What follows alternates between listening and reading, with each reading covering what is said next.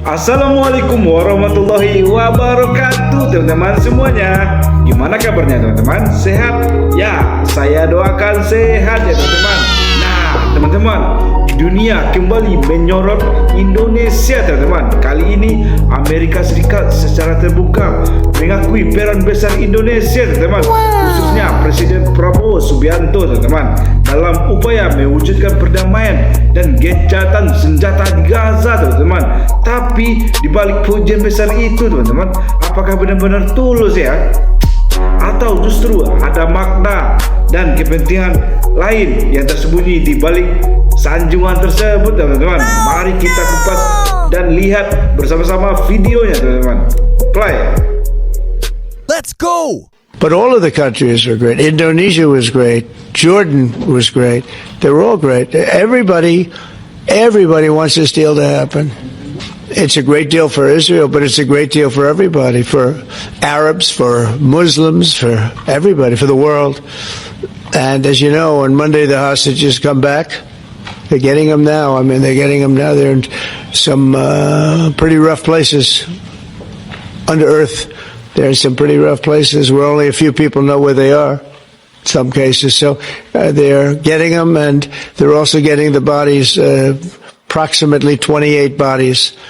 And some of those bodies are being unearthed right now as we speak. I mean, they're working on it right now as we speak. It's a tragedy. It's a tragedy. No, he was very happy with it. And I can tell you that I saw Israel dancing in the streets, but they were dancing in Qatar and Saudi Arabia and UAE and many, many countries.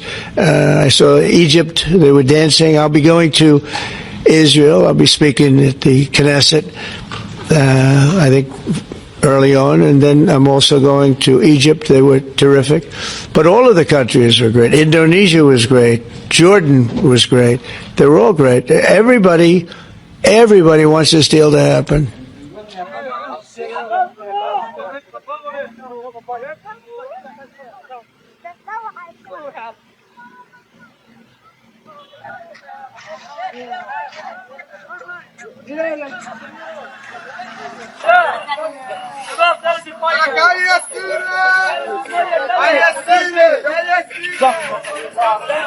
Trump akui peran Indonesia dalam bantu wujudkan perdamaian di Gaza. Indonesia's been amazing. Indonesia's been fantastic.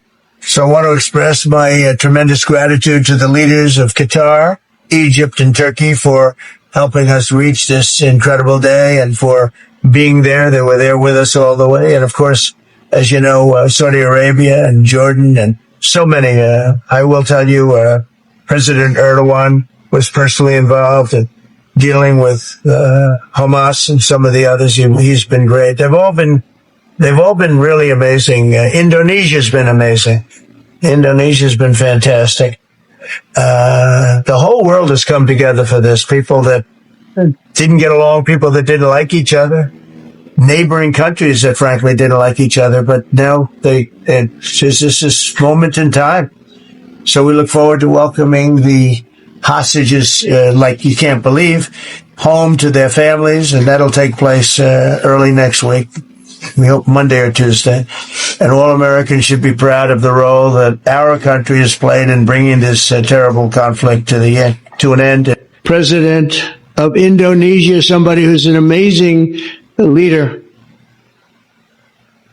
Prabowo, he is an amazing leader and respected by everybody. He was in the room with us. We were together with most of these people that I'm mentioning. Others were. I want to thank the leaders of many Arab and Muslim nations for their tremendous support in developing the proposal, along with many.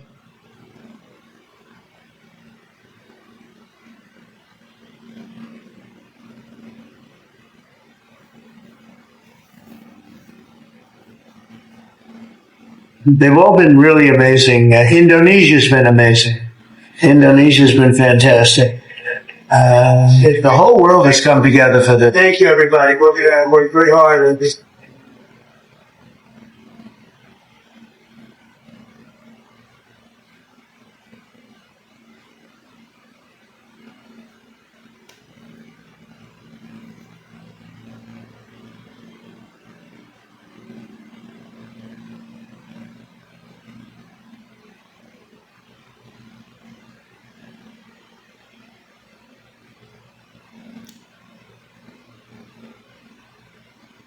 We go to Marco. You can talk a little bit about what's going on, and Well, go ahead. yeah, Mr. President. I don't know if one day perhaps the entire story will be told about the events of yesterday, but suffice it to say, it's not an exaggeration that none of it would have been possible without the President of the United States being involved.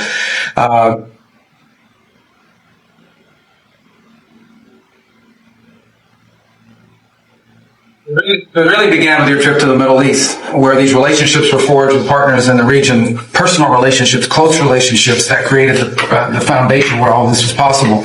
Where I think this really took a turn. Remember, a month ago, no one thought this was possible.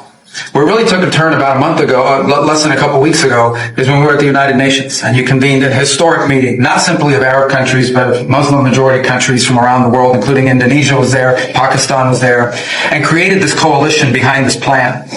Then on that following Monday, you met with the Prime Minister of Israel here, and that plan was presented.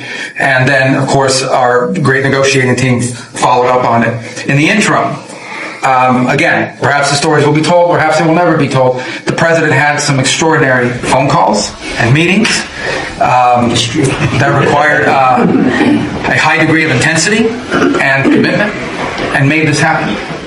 And I think what's important to understand is that yesterday what happened was really a human story. There's a geopolitical aspect to it, there's no doubt about it. It creates the conditions for Gaza to one day be a normal place again and people to have a better life and Israelis to be safe.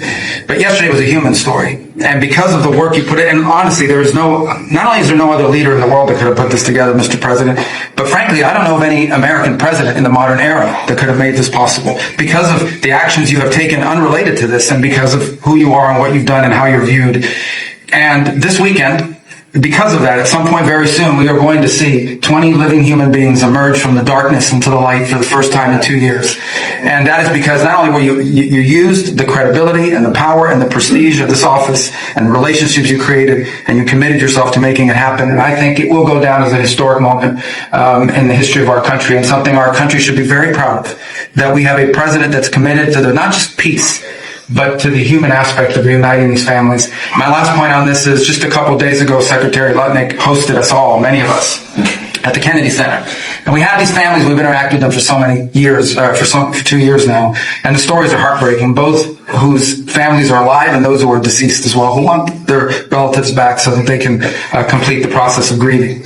And we had all hoped that perhaps that was the day that we would have an announcement for them on the anniversary of the 7th, but I know you were able to speak to some of those families last night, and I just hope the whole nation understands how incredibly proud they should be of their president and of their country for the role that they played. And I don't want to let this moment pass, Mr. President, without also noting the incredible work of Steve Witkoff and Jared Kushner. They're an incredible team working together, facing some substantial impediments to even being there this weekend and doing it. Suffice, let me just leave it at that.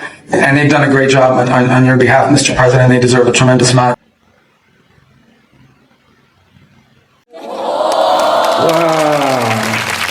Luar biasa ya teman-teman. Indonesia kembali membuktikan diri sebagai bangsa yang cinta damai dan berpengaruh di kancah dunia teman-teman. Tapi dunia politik internasional, Pujian seringkali punya makna ganda teman-teman. Apakah langkah ini bentuk pengakuan tulus atau justru strategi diplomasi terselubung teman-teman?